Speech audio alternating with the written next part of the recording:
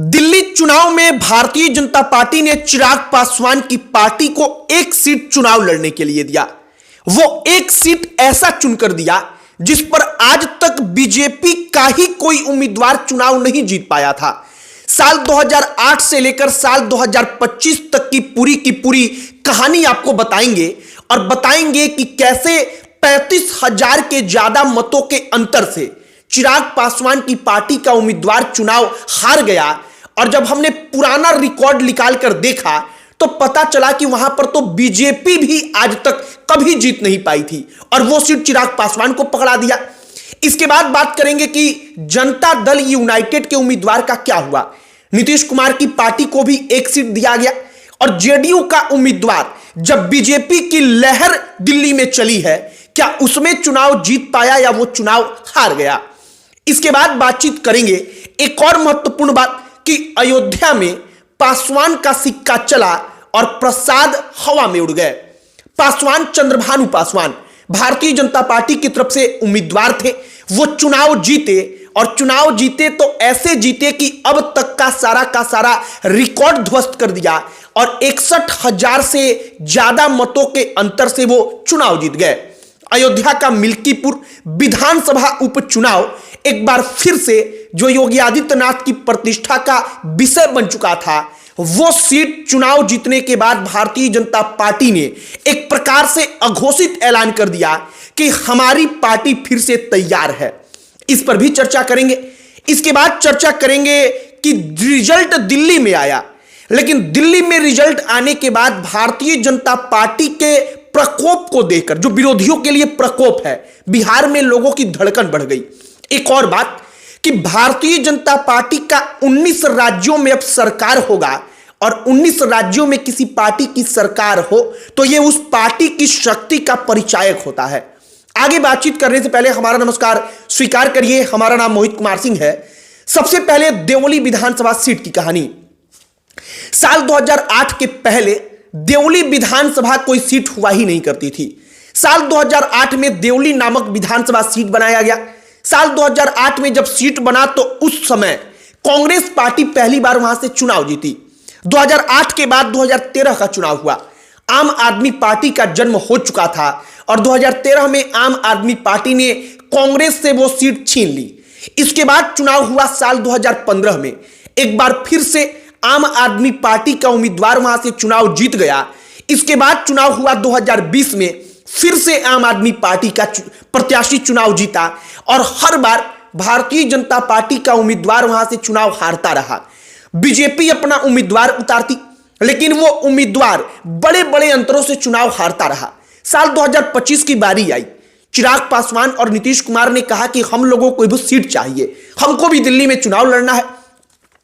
चिराग पासवान को बीजेपी ने कहा कि देखिए, रिजर्व्ड सीट आपको हम दे रहे हैं और रिजर्व्ड सीट जो था वो चिराग पासवान के हाथ में दिया गया। सीट का नाम देवली। चिराग पासवान को उस वक्त पर शायद ये रिकॉर्ड उन्होंने ना देखा हो कि अब तक वहां पर कभी भी इतिहास में बीजेपी चुनाव जीत ही नहीं पाई है। वहां पर या तो कांग्रेस जीती है या फिर आम आदमी पार्टी जीती है। भारतीय जनता पार्टी हमेशा हारी है। वो देवली सीट दिया गया चिराग पासवान को। चिराग पासवान एक आदमी को उम्मीदवार बनाते हैं। वो नेता चुनावी मैदान में उतरता है। परिणाम आता है तो पता चलता है कि 36,000 के ज्यादा मतों के अंतर से देवली की सीट एलजेपीआर मतलब लोक जनशक्ति पार्टी रामविलास चुनाव हार चुकी है। अब एक और सीट जनता दल यूनाइटेड का बुराड़ी विधानसभा सीट। वहां पर क्या होता है उसकी कहानी सुनिए। इसके पहले भी जेडीयू इसके पहले चुनाव लड़कर वो सीट हार चुकी है। ऐसा नहीं है कि इस बार जेडीयू का जो हश्र हुआ है वो पहली बार हुआ है या कुछ नया हुआ है। जनता दल यूनाइटेड नीतीश कुमार की पार्टी एकमात्र सीट पर चुनाव लड़ती है दिल्ली में और वो सीट बुराड़ी, और वहां से फिर से एक बार चुनाव हार गई है। कहा जा रहा है कि अगर बुराड़ी में, देवली में भारतीय जनता पार्टी का भी उम्मीदवार होता तो लगभग परिणाम यही आते, क्योंकि देवली में अब तक का इतिहास रहा है कि बीजेपी कभी नहीं जीत पाई।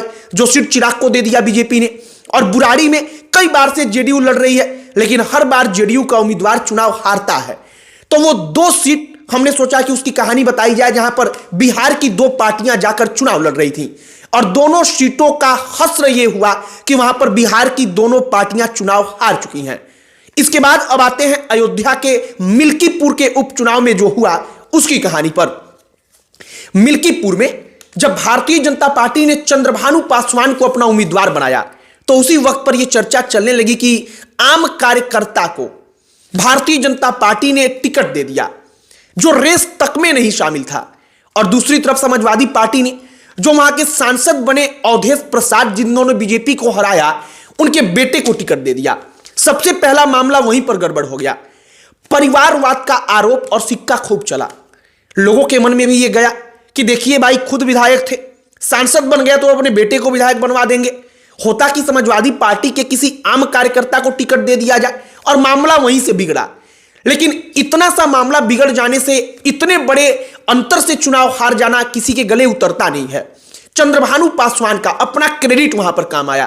कहा जाता है कि चंद्रभानु पासवान की जो भारतीय जनता पार्टी के आम कार्यकर्ता हैं उनमें पकड़ अच्छी थी, उन कार्यकर्ताओं के वो प्रिय थे। हुआ क्या कि जब पासवान को टिकट मिला तो वो कार्यकर्ता एक्टिव हो गए। उनको लगा कि हम चुनाव लड़ रहे हैं, हमारे घर के हमारे कोई भैया चुनाव लड़ रहे हैं, और वो इस हिसाब से वहां पर लगे रहे। दूसरी तरफ योगी आदित्यनाथ मिल्कीपुर की पूरी कमान संभाल रहे थे। योगी आदित्यनाथ खुद कई महीने से एक्टिव थे और आधा दर्जन बार वो मिल्कीपुर में खुद आए थे और खुद आकर उन्होंने चुनाव प्रचार किया।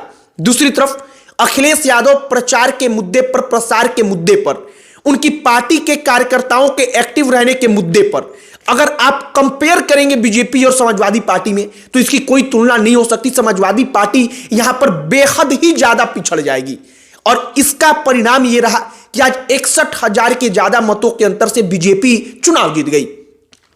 चंद्रभानु पासवान, जिनको आप कह सकते हैं कि मिल्कीपुर के नए किंग बने हैं, मतलब कि लोकतांत्रिक तौर पर जो किंग होता है विधायक, वो बने हैं।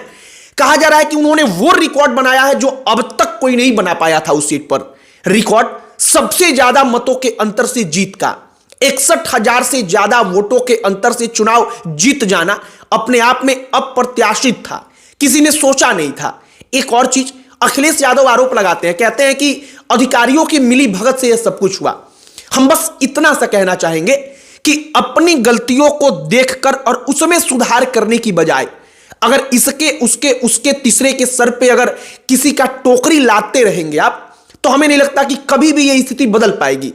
अपने आप को देखना चाहिए था, क्योंकि आपने मेहनत कम किया, हर किसी को यह नजर आ रहा है, लेकिन फिर भी आप इसका दोष किसी और के सर पर रख रहे हैं। और हो सकता है कि अधिकारियों के प्रभाव के कारण 5,000, 4,000, 10,000 मान लीजिए वोट प्रभावित हो जाएगा, लेकिन 60,000, 50,000 इतना ज्यादा वोटों के अंतर से बीजेपी जीत रही है, तो वहां पर आखिरकार आपकी गलती तो जरूर है।